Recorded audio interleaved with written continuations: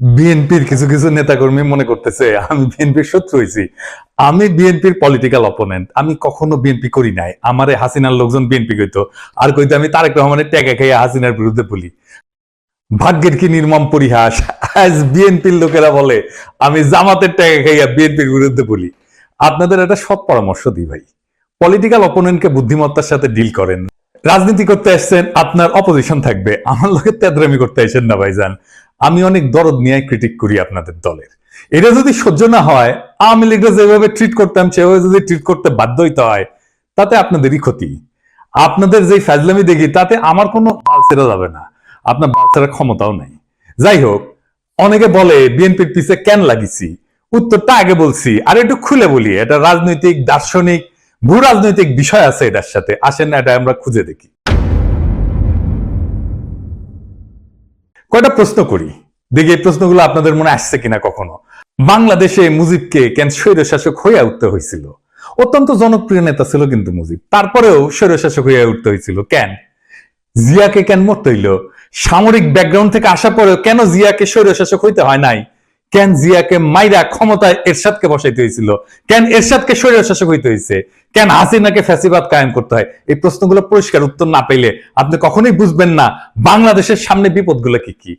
আপনি বুঝবেন না বিএনপি যায় না হোক আর না যায় না হোক, দেশকে কোন গাড্ডায় নিয়ে যাইতেছে, এবং কেন বিএনপির বিরোধিতা করাটা আপনার জন্য ফরজা কিফায়া। এইটা পরিষ্কারভাবে বোঝার জন্য আপনাদের বাংলাদেশ নিয়ে ইন্ডিয়ার কুরকুরানিটা কেন সেটা বুঝতে হবে। তা না হলে রাজনীতির কোনো হিসাব আপনি মিলাইতে পারবেন না, আর বারবার আপনি এইরকম স্বৈর শাসন আর ফ্যাসিবাদের কবলে পড়বেন। আসেন আল্লাহর নামে শুরু করি। আপনি যদি ভারতকে প্রশ্ন করেন আজকের দিনে তার সবচেয়ে ঝুঁকিপূর্ণ সীমান্ত কোনটা, কে তার সবচেয়ে কৌশলগতভাবে গুরুত্বপূর্ণ প্রতিবেশী, পাকিস্তান কিন্তু না। উত্তরটা হইল বাংলাদেশ। বাংলাদেশ কেন ভারতের একটা জীবন্ত দুশ্চিন্তা, সেটা বুঝতে হলে আপনাকে দুইটা জিনিস একসাথে দেখতে হবে।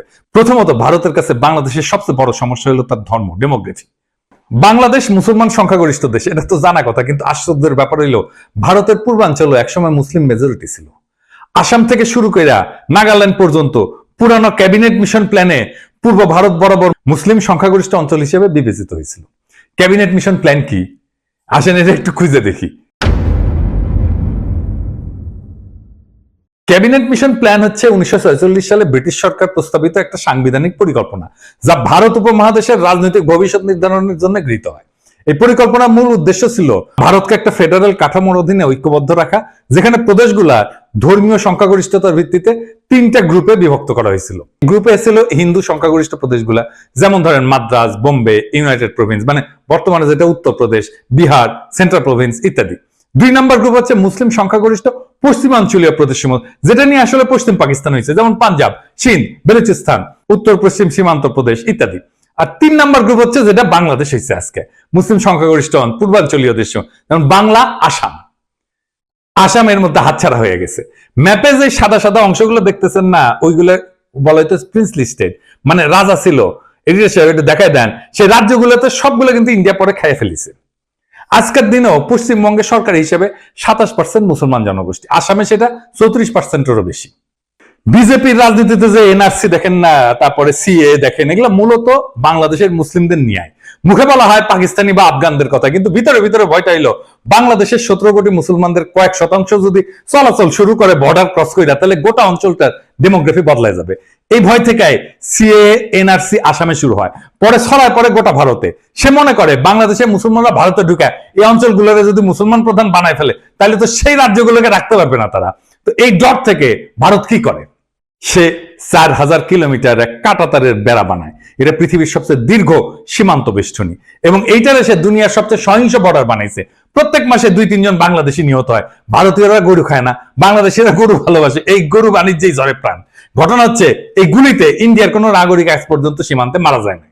ভারতের অধিকার আছে বেড়া দেওয়া, ওর মুরগি উই লেজে কাটুক, কিন্তু আমরা বলার কে? রাষ্ট্র চাইলে সীমান্ত বন্ধ রাখতে পারে, কিন্তু বাস্তবতা হলো বাংলাদেশিরা তো ভারতে যাইতে চায় না, যাইতে চায় মধ্যপ্রাচ্যে, সিঙ্গাপুরে বা অন্য কোথাও। তবে তারা চলমান মানুষ, উদ্যমী পরিশ্রমী মানুষ, তারা চলে যায় সবখানে, এমনকি করাচিতেও। এইখানে আসে দ্বিতীয় সমস্যা, সেটা হইতেছে এই শিলিগুড়ি করিডোর বা চিকেন নেক। আমরা এটা আগে আলাপ করছি অনেকবার, আসেন আরেকবার একটু আলাপ করে দেখি। ভারতের সেভেন সিস্টার্স মানে নর্থ ইস্ট বাংলাদেশের ওই পাশে অবস্থিত। আর এই অঞ্চলের সাথে বাকি ভারতের যোগাযোগ হয় মাত্র এই 15 কিলোমিটার প্রশস্ত শিলিগুড়ি করিডোর, যেটাকে চিকেন নেক বলা হয়। এর চারপাশে চীন, ভুটান আর নেপাল।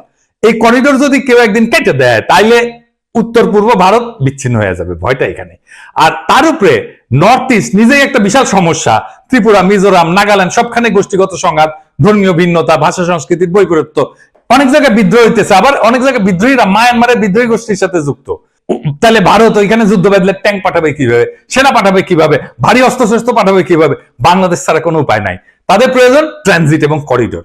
চট্টগ্রাম বন্দরের মাধ্যমে ত্রিপুরায় প্রবেশ বা রেলপথে পূর্বাঞ্চলে যাওয়ার সুবিধা, এটাই ভারত দীর্ঘদিন ধরে চাইছে। কিন্তু ভাবেন একবার, আপনি একজন বাংলাদেশি, আপনাকে কাঁটাতারে ঘিরে রাখা হইলো, তারপরে বলা হইলো ভারতীয় ট্রাক যাবে আপনার দেশের একদিক থেকে আরেক দিকে, ভারী সরঞ্জাম যাবে।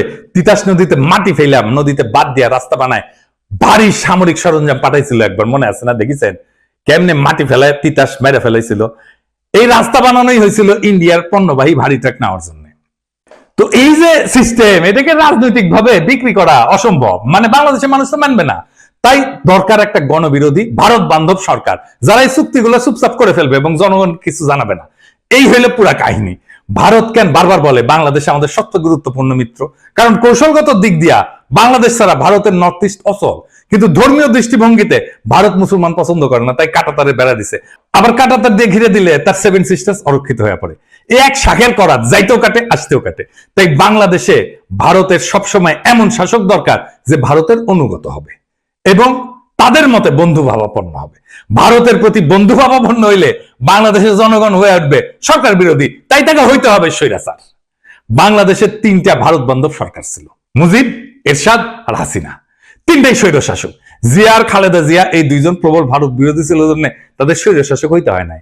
একজনকে মরতে হয়েছে, আর একজনকে বিষ প্রয়োগে হত্যার চেষ্টা করা হয়েছে। আমি প্রমাণ সহ এপিসোড করেছিলাম খালেদা জিয়াকে বিষ প্রয়োগ করা হইতেছে, দেখে নিয়েন যদি দেখে না থাকেন। তাইলে এই যে মির্জা ফখরুল যে পরে ভারত বন্ধু দেশ, এটা শুনেন কি বলে। ভারত আমাদের প্রতিবেশী, সবচেয়ে বড় প্রতিবেশী, আমাদের বন্ধু। আমাদের যুদ্ধের সময় 1971 যুদ্ধের সময় আমাদের সহযোগিতা করেছিল। আমরা ভারতের কাছে সবসময় প্রত্যাশা করি যে ভারত বাংলাদেশের মানুষের পাশে দাঁড়াবে। শুনেছেন তো? আর এই যে আমরা যে অভিযোগ করি যে বিএনপির সাথে ইন্ডিয়া সিস্টেম করেছে, এই সিস্টেম যদি করে থাকে তাইলে তো বিএনপি স্বৈরাচার হয়ে উঠবে। বাংলাদেশের স্বৈরাচার হয়ে ওঠার সব শাসক ধ্বংস হয়েছে। বিএনপির নেতা কর্মীদের বলতেছি, আপনারা কি চান বিএনপি ধ্বংস হয়ে যাক? আমরা রাতারাতি বিএনপির মতো একটা দল তৈরি করতে পারবো, তাইলে ক্ষতি কার হবে? বিএনপির হবে নাকি বাংলাদেশের হবে? আজকের এপিসোড দেখার পরেও যদি আমাদের বিএনপি শত্রু বলে মনে হয় তাহলে কিছু বলার নাই। নিজের ঘুম নিজে মারতে চাইলে কেউ তারা ঠেকাইতে পারবে না। তাই যারা এখন ঘুমায় আছেন তারা জানা রাখেন, আপনার ঘুমের দাম ভারত থেকে বুঝে নিচ্ছে। আপনার ভূখণ্ড ব্যবহার করে, আপনার নদী হত্যা করে, আপনার ভবিষ্যৎ বন্ধক রেখা, আপনার গণতন্ত্রকে লাশ বানায়, তারা আগ্রাসনকে সৌহার্দ্য বলে চালাই দিচ্ছে। আর আপনি একটা দলকে বাঁচাতে গিয়ে পুরা জাতিকে খাদের দিকে ঠেলে দিতেছেন। বিএনপি যদি আবারও এই খেলা না বোঝে, যদি তার নেতৃত্ব আবারও ভারতের পায়ের দিকে মুখ করে বসে থাকে, তাহলে মনে রাখবেন স্বৈরতন্ত্র কারো আপন হয় না। আপনি ভারতকে বন্ধু পাবেন, ভুল করেন না। ভারত কখনো বন্ধুত্ব চায় না, সে দাসত্ব চায়, করিডোর চায়, চুপচাপ মাথা নত করা সরকার চায়। আপনি যদি আজও সেই স্বপ্নে ভাসেন যে ভারত আপনার পাশে দাঁড়াবে, তাইলে আপনি ইতিহাস পড়েন নাই, রাজনীতি বোঝেন নাই, স্বাধীনতা মানে জানেন না। এখনো সময় আছে, সোজা হয়ে দাঁড়ান, আপোষের রাজনীতি ছুঁড়ে ফেলে দেন। যারা আপনার সমালোচনা করতেছে তাদের ভয় করেন না, বিবেকটা বরং আপনার জাগ্রত করেন। কারণ আজকের দিনে সত্য বলা মানে বিদ্রোহ করা, আর এই বিদ্রোহী যদি শেষ আশ্রয় হয় তবে আমি গর্ব করে বলি ইনকিলাব জিন্দাবাদ।